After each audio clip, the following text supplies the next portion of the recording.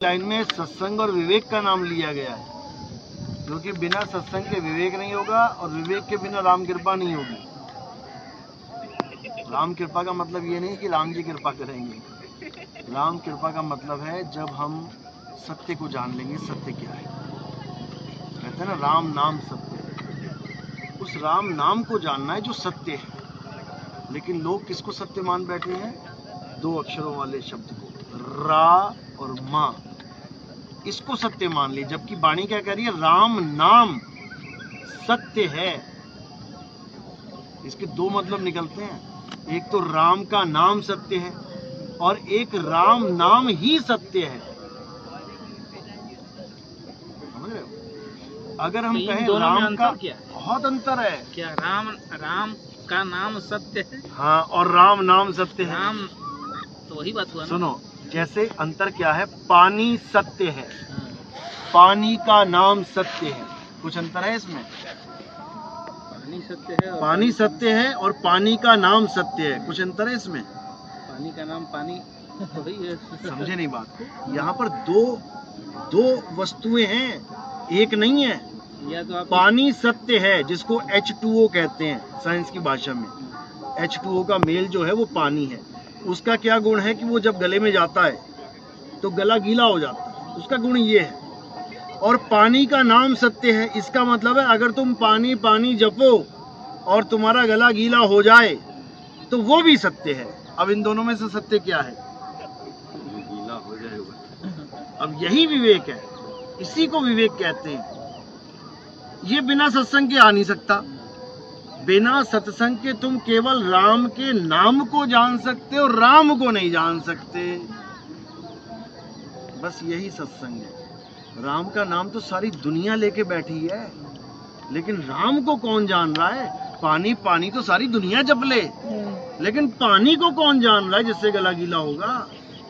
मुद्दा ये है। अगर राम नाम सत्य है तो जब ये अक्षर अस्तित्व में नहीं थे, ये आ आ ई ई उ उ, ये का खा गा गा यानी स्वर व्यंजन का कोई अस्तित्व नहीं था, तब रा और माँ कहाँ था? समझे बात मेरी? जब आदि मानव थे, जब ना हिंदी बोलते थे, ना पंजाबी, ना उर्दू, ना फारसी, ना अंग्रेजी, ना पुर्तगीज, ना चाइनीज, ना फ्रेंच, ना जापानीज, तब ये सारे नाम कहाँ थे जो आज तमाम नाम बन गए हैं और तमाम नामों का झगड़ा चल पड़ा है। राम बड़ा नहीं, अल्लाह बड़ा नहीं, वाहिगुरु बड़ा नहीं, गॉड बड़ा देखा जाना किसी ने नहीं। केवल नाम का झगड़ा चल रहा है। नाम को पकड़ के बैठ गए हैं सारे। अब ये नाम आए कहां से हैं? ये नाम आए हैं इस मुंह से। कहां से आए नाम? इस मुंह से, इस जीभ से, इस होंठ से, इस कंठ से। अगर ये होंठ कंठ जीभ ना होते, केवल जीभ ही ना होती, फिर बताओ कौन सा नाम होता दुनिया में? नाम ना होता तो क्या राम ना होता? जब पानी का नाम पानी बोलने वाला भी कोई नहीं था तो क्या पानी नहीं था? किसी ने तो पहली बार देखा ना पानी। क्या पानी के ऊपर लिखा हुआ था पानी? नहीं लिखा था पानी के ऊपर पानी। तो कैसे इसका नाम पानी रख दिया गया? जिस दिन ये समझ में आने लग गया, उस दिन तुम 52 अक्षरों से ऊपर उठ जाओगे। और जैसे ही तुम 52 अक्षरों से ऊपर उठोगे, तब तुम्हें क्या प्राप्त होगा? तत्व ज्ञान। अभी क्या लेके बैठे हो? अक्षर ज्ञान। अभी हिंदी, पंजाबी, उर्दू, फारसी के अक्षर जप रहे हो। अभी अक्षर ज्ञान लेके बैठे हो। उसके बाद क्या होगा? तत्व ज्ञान। हे अर्जुन, आत्मा ही सत्य है, आत्मा ही तत्व है। अध्याय 4 34वां श्लोक। हे अर्जुन, अगर तुम सच में सत्य को प्राप्त करना चाहते हो तो तुम ऐसे तत्वदर्शी संत के पास जाओ जो तुम्हें सत्य तत्व का बोध करा दे। इसके अलावा और कोई रास्ता नहीं है। तो क्या करना है? पानी पानी पानी पानी जपना। इसको समझ लो, क्या ये अक्षर है? पानी, राम, अल्लाह, वाहेगुरु, कबीरा, सारे नाम ये मुंह से, जीभ से निकल रहे हैं। ये केवल उस तत्व के नाम हैं जो हमने रख दिए हैं। तत्व क्या है? वो तत्व क्या है? कि रा जो है या प है या पानी है, तो ये भी तो कहीं से आप पहले कोई आदमी थोड़े जीव थोड़े नहीं जानता था कि ये पानी है कि क्या है। आप बात कर रहे हो? हाँ। अभी आप सर्च करोगे ना, अफ्रीका के जंगलों में जो आदमी बैठा है, इंसान दिखेगा आपको, बिना कपड़ों के नंगे घूम रहे हैं, धनुष बाण लेके शिकार कर रहे हैं। उनकी भाषा सुन लेना क्या बोल रहे हैं, जानवरों की तरह। अभी उनको अक्षर ज्ञान भी नहीं है, यानी वो हमसे कितना पीछे हैं। जब हमारे बुजुर्गों को अक्षर ज्ञान हो गया था आज से कितने हजार साल पहले, वो लोग हमसे इतना पीछे हैं। दिखने में इंसान है। एक समय ऐसा था जब हमारे पूर्वज भी वैसे ही थे, कोई अक्षर नहीं था उनके मुंह में, लेकिन जो बुद्धिजीवी थे हमारे पूर्वज, उन्होंने क्या किया, इस मुंह से निकलने वाले जितनी भी आवाजें थी उसको लिपिबद्ध कर दिया। आज भी उनके बनाए हुए अक्षर जपवाते हैं हम अपने बच्चों को। जाओ बेटा स्कूल, क्या सिखाओगे? आ ई उ ऊ। जब से ये शुरू हुआ है पहले इंसान से आज तक वही रटते आ रहे हैं। बता दो 52 अक्षर से आज तक 53 किसी ने बना दिया? नहीं तो भी 52 अक्षर किसी ने बनाया। अरे होगा। जिसने बनाया है उसी की तो बात बता रहा हूं मैं। कैसे बनाया उसने? मुंह से निकलने वाली आवाजों को कैच करके लिपिबद्ध कर दिया। जो हिंदुस्तान में आदि मानव था, जो 52 अक्षरों को बनाया, उसने कितने अक्षर बनाए? 52 अक्षर। और जो अंग्रेज था, इंग्लैंड में आदि मानव था, वो कितने अक्षर बना पाया? कितने बनाए उसने? 26। मात्र 26। यानी वहां का जो बुद्धिजीवी था, सबसे बड़ा बुद्धिमान, वो 26 अक्षर बना पाया। और हमारे वाले ने कितने बना दिए? 52। तो हम उनसे डबल इंटेलिजेंट हैं, 2 गुना इंटेलिजेंट हैं हम अंग्रेजों से। लेकिन आज हम क्या सोचते हैं, अंग्रेज आ जाता ना, अरे यार ये बहुत बड़ा बुद्धिमान है, हम कुछ भी नहीं है। जबकि हमारे पूर्वजों ने डबल 2 गुना अक्षर पैदा किए, उनसे पैदा इसी मुंह से किए हैं। उन्होंने भी यही जोड़ लगाया मुंह का, हमने भी यही जोड़ लगाया। हमने 52 अक्षर निकाल डाले, वो 26 पे अटक गए, आज तक 27वां ना बना पाए। अब उन्हीं 52 अक्षरों के द्वारा हमने भी नाम रखे और उन्होंने भी नाम रखे। हमने रखा धरती, उन्होंने रखा अर्थ, हमने रखा सन, स्टार्स, मून, हमने रखा सूरज, चांद, सितारे, उन्होंने रखा सन, स्टार, मून। हमने रखा पानी, उन्होंने रखा वाटर। हमने रखा आग, उन्होंने रखा फायर। हमने रखा हवा, उन्होंने रखा एयर। सारे अक्षर हमने हिंदी में लिखने शुरू कर दिए और उन्होंने अंग्रेजी में रखने शुरू कर दिए। समझे? यहां तक तो ठीक है कहानी। अब आगे दिक्कत कहां हो गई? जब हमने उस परम तत्व के नाम रखने शुरू कर दिए, जिसकी वजह से आप बैठे हुए हो। आप किसकी वजह से बैठे हुए हो? किसकी वजह से हम खड़े हो रहे हैं? किसकी वजह से हम चल रहे हैं? क्या नाम है उसका? क्या नाम है? आत्मा। हम आत्मा की वजह से बैठे हैं, आत्मा की वजह से चल रहे हैं, आत्मा की वजह से खा पा रहे हैं, आत्मा की वजह से बोल पा रहे हैं। जैसे ही आत्म तत्व शरीर से अलग हो गया, ये शरीर डेड हो जाएगा। अब हमारे बुद्धिजीवियों ने उन दोनों परिस्थितियों को देखा कि एक आदमी बैठा हुआ है और एक आदमी बोल नहीं रहा, मर गया। अब इसमें से जो चीज निकली है उसका क्या नाम रखें? यहां पे बात अड़ गई आके। उन्होंने क्या नाम रख दिया इसका? आत्मा। वो दिखाई नहीं दी किसी को कि आत्मा क्या है, कैसी है, कहां से निकली, कितने हाथ थे, कितने पैर थे, पूंछ थी कि पर थे कि क्या था। केवल उन्होंने, बुद्धिजीवियों ने, तत्वदर्शियों ने उस तत्व का निचोड़ निकाल लिया कि इस इंसान में सब कुछ है। आंख है, किडनी है, लीवर है, गुर्दे है, सब कुछ है। क्या चीज की कमी है भाई? उन्होंने उसका नाम रख दिया आत्मा, हमारे हिंदुस्तानियों ने। और उन्होंने क्या रख दिया? सोल। हमने कहा आत्मा कभी नहीं मरती, शरीर मर गया ना, आत्मा अभी भी जिंदा है। उन्होंने कहा सोल नेवर डाइज। उन्होंने भी यही कहा कि आत्मा कभी नहीं मरती, आत्मा शरीर को छोड़ देती है। यानी एक ही चीज बता रहे हैं हम लोग, लेकिन अलग अलग भाषाओं में, इसलिए कंफ्यूजन क्रिएट हो गया है, और कुछ नहीं है। हमने उस आत्मा के और नाम रख डाले। क्या नाम रखा? राम। आपको शायद ना पता हो, राम जी के पैदा होने से पहले भी राम का नाम जपा जाता था। वेदों में राम के नाम का प्रमाण है। सतनाम सतनाम। वेदों में राम के नाम का प्रमाण है। तो जब राम जी पैदा नहीं हुए तो वो कौन सा राम है? उस राम का मतलब है रमने वाला राम, जो हम सब में रमा हुआ है, वो है असली राम। और वो कौन है? आत्म राम। उसका नाम हमने रख दिया आत्म राम। दशरथ ने उसका नाम राम रख दिया पुत्र का। क्यों? ताकि प्रभु को याद कर सके। कभी भी बुलाऊंगा, बेटा राम इधर आ जाओ, तो उस राम की बात चल रही है कि मैं उस राम को, जैसे हमारे गांव में देखो क्या होता था, बच्चों के नाम भगवानों के नाम पे रखे जाते थे। नारायण, राम, लखन, विष्णु, नारायण, अलग अलग नाम कि हम बच्चों को भी बुलाएं तो हमारे मुंह से प्रभु का नाम निकले। पता नहीं कौन सा अंत समय हो हमारा और हमारी तड़प लग जाए कि बच्चे को देख लूं लेकिन नाम प्रभु का निकल जाए। अरे नारायण, मैं जाने वाला हूं, बेटा आजा। नारायण बोला तो सोचता है इंसान कि आखिरी समय में भी नारायण बोल दिया तो मैं पार हो जाऊंगा। इसलिए बच्चों के नाम भगवानों के नाम पे रखने शुरू किए। लेकिन ये सारे नाम तब आए हैं जब 52 अक्षर पूरे हो गए। बिना 52 अक्षरों के अगर या, रा, ला, वा, शा ये लाइन ना बनाता वो आदमी जिसने अक्षर बनाए हैं, और पा, फा, बा, भा, मा ये वाली लाइन ना बनाता, केवल 27 अक्षर अगर हमारे गिन के होते तो इनमें से राम तुम नाम ही ना रख पाते। रख लेते क्या? अगर हम भी 27-26 अक्षर बना देते और अगर ये दो लाइनें ना होती, या, रा, ला, वा और पा, फा, बा, भा, मा, तो राम नाम इस दुनिया में होता ही नहीं।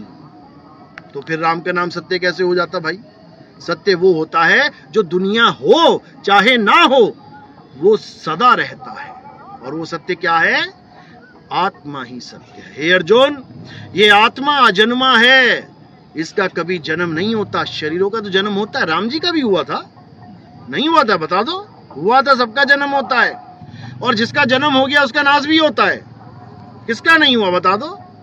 केवल एक है जो ना तो कभी जन्मता है ना कभी मरता है। अध्याय 2 श्लोक 18, 19, 20, 21, 22 अच्छे से पढ़ो, समझ आएगा कि हमें किसकी महिमा गाई जा रही है। कृष्ण जी किसकी महिमा गा रहे हैं।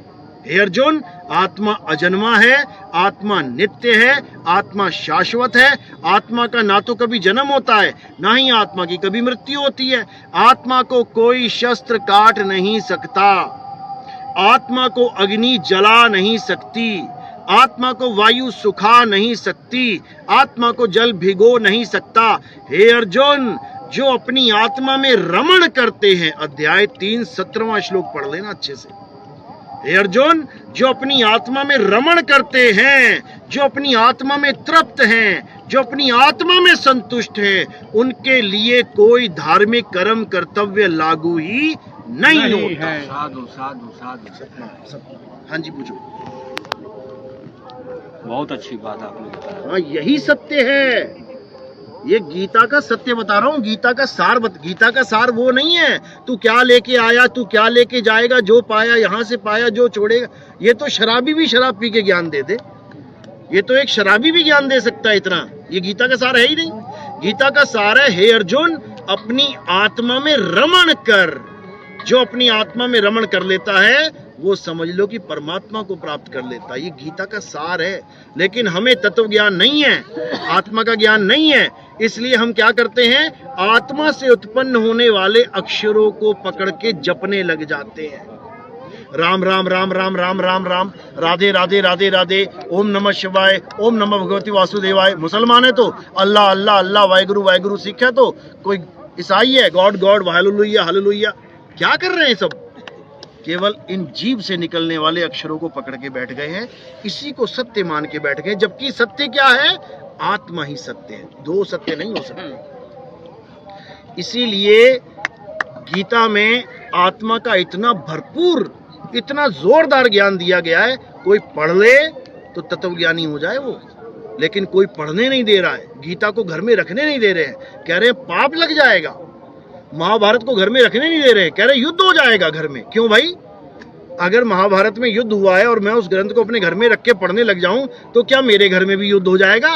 डरा दिया गया लोगों को, भड़काया न गया है, डराया गया है। सिद्ध करने के क्योंकि अगर आत्म ज्ञान लोगों को हो गया तो ये मंदिरों में कौन जाएगा फिर? बस, बस। बात ये है, रामायण रखने को कोई मना नहीं कर रहा, रामायण पढ़ने को कोई मना नहीं कर रहा। उनको पूछो अगर किताबों में जो स्टोरी लिखी है उसके साथ ही हमारे घर में अगर वे व्यवहार शुरू हो जाएगा तो रामायण पढ़ के क्या पता मेरा पिता मुझे बेदखल कर दे, 14 साल के लिए भेज दे कहीं।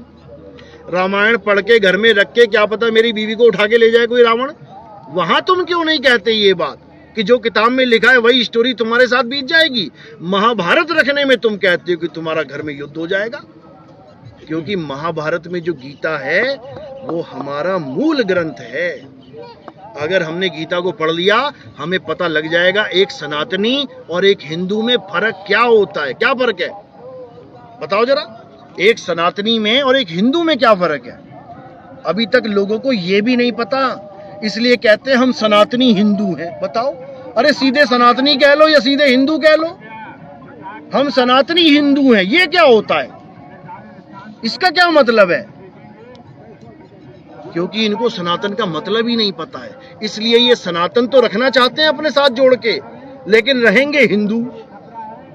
क्या फर्क है दोनों में? सनातन में और हिंदू में जमीन आसमान का फर्क है, लेकिन किसी को पता ही नहीं है।